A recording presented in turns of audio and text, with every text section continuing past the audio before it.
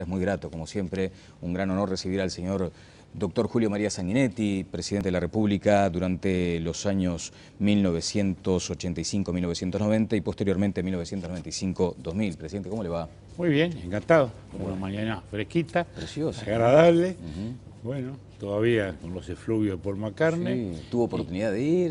No pude. Algunos de la familia fueron, yo no pude. Pero en cualquier caso, acá estamos y bueno, y hoy con la presentación de un nuevo libro, así exactamente. que también contentos desde ese ángulo. Un libro que complementa aquel que usted señalaba como La caída. De hecho, el propio título llevaba a pensar precisamente en una connotación triste para la agonía de una democracia. La agonía de una democracia.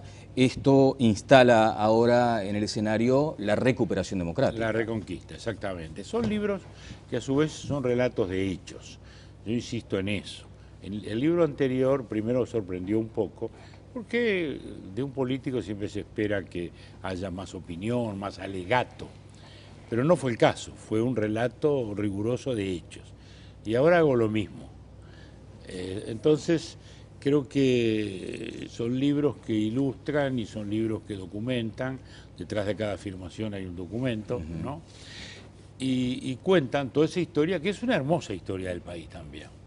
Porque en esos 10 años tenemos primero una salida pacífica de la dictadura, nada menos, ¿no?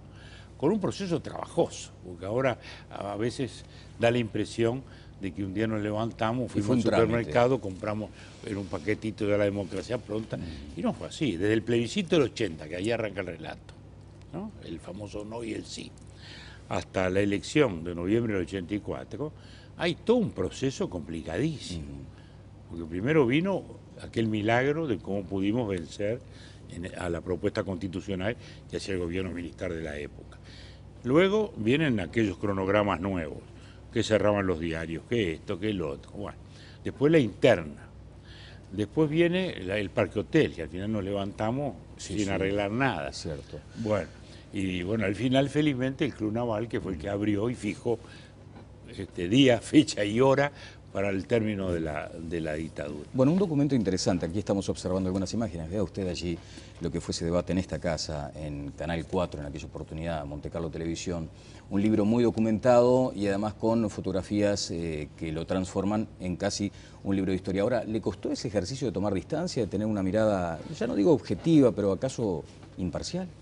Yo le llamo, tomando la expresión de un pensador francés que ha trabajado mucho este tema, le llamo la intención de verdad. Ajá. Es decir, la objetividad absoluta es imposible, claro, porque la sola elección de los hechos ya cambia, digamos, ¿no? Usted mismo, con 4 hechos iguales, podemos hacer 2 informativos distintos, ¿no? Entonces, eso es así, objetividad absoluta es imposible, pero hay una intención de verdad. La vocación de buscarla. Es decir, la vocación de buscar la verdad, de no pasar gato por liebre, de no confundir información con opinión, ¿no? Que eso es muy importante. La verdad que en el primer libro, bueno, era un ejercicio difícil, pero creo que por lo menos la gente cree que lo logré, porque el libro fue un bestseller, felizmente. Cierto, sí. Felizmente. Ahora era un poco más difícil, porque en aquel periodo, si bien era un actor de reparto, ¿no? En este fui más protagonista, ¿no? ¿Verdad? Entonces, incluso hay 5 años en que soy presidente. Pero bueno, está escrito en tercera persona. Yo hablo del presidente o hablo de Sanguinetti como si fuera otro, ¿no? Sí, sí. Y después inserté, eso sí, unos pequeños fragmentos de memoria en el libro para aligerarlo, para poner otro ingrediente más personal, más entretenido. Bueno, me llama la atención uno, por ejemplo, ahora que el rey Juan Carlos está en la noticia con ese incidente que le tocó vivir, ¿tiene alguna opinión sobre ese asunto?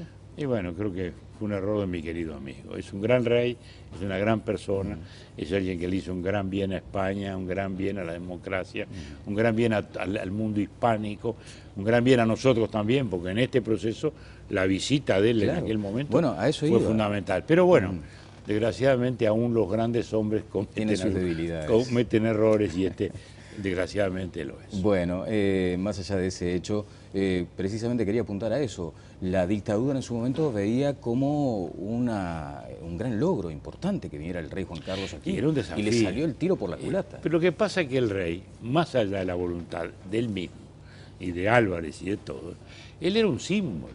Después del 23F, del tejerazo, Sí. en que él se pone el uniforme y enfrenta el golpe, digamos, él ya había dejado de ser simplemente un rey para ser el símbolo de la institucionalidad española democrática. Entonces, eso legitimó a la monarquía, además, ¿no? Porque él venía del franquismo, digamos, ¿no? ¿Verdad? Fue una herencia de Franco, ¿no? Entonces, ¿qué va a pasar con este muchacho? Sí, a todo el mundo, ¿no? Un Borbón, bueno, una monarquía. Pero eso legitimó totalmente la institucionalidad monárquica de España. Y entonces seguro su visita era una gran expectativa. Pero el rey primero nos recibe a nosotros, toda la dirigencia política, que está la foto ahí que recién pasó. Nos recibe a todos, proscritos y no proscritos. Sí. Todo el mundo en la Embajada de España, él con el canciller Fernando Morán, que era el canciller de la época.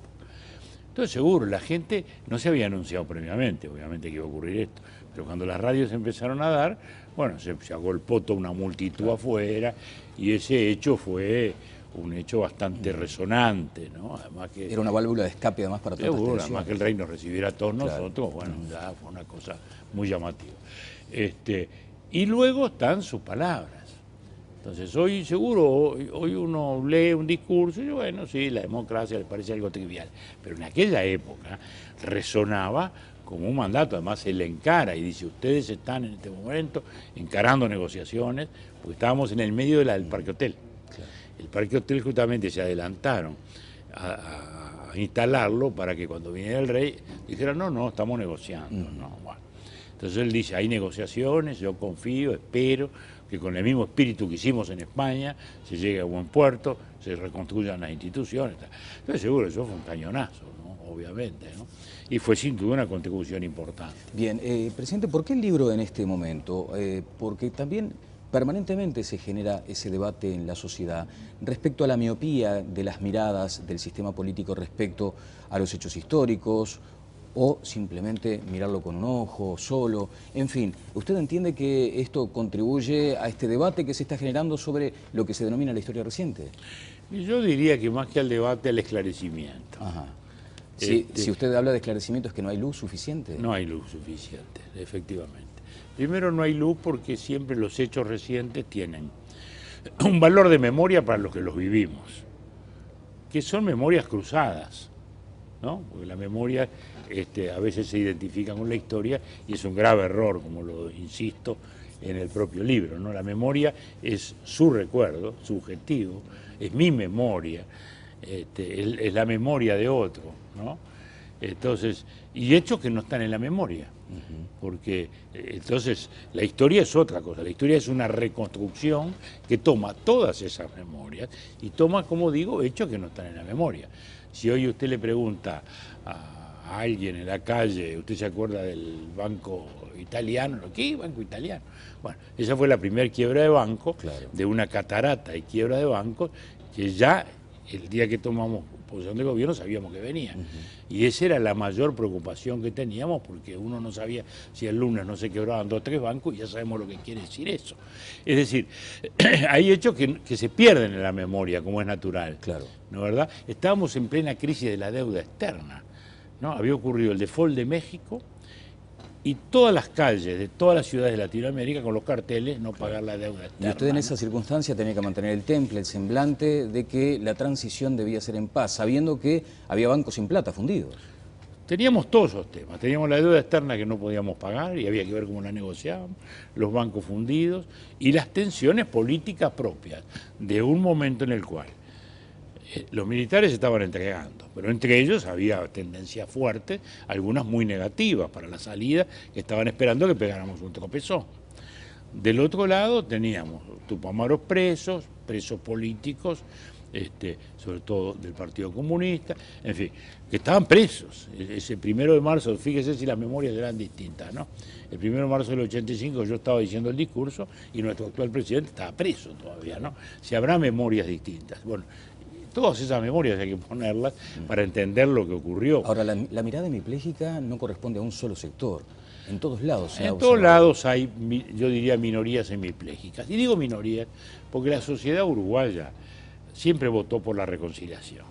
La sociedad uruguaya siempre quiso la reconciliación. Nosotros llegamos el 1 de marzo y el 7 de marzo hubo una amnistía a los guerrilleros, salió todo el mundo a la calle.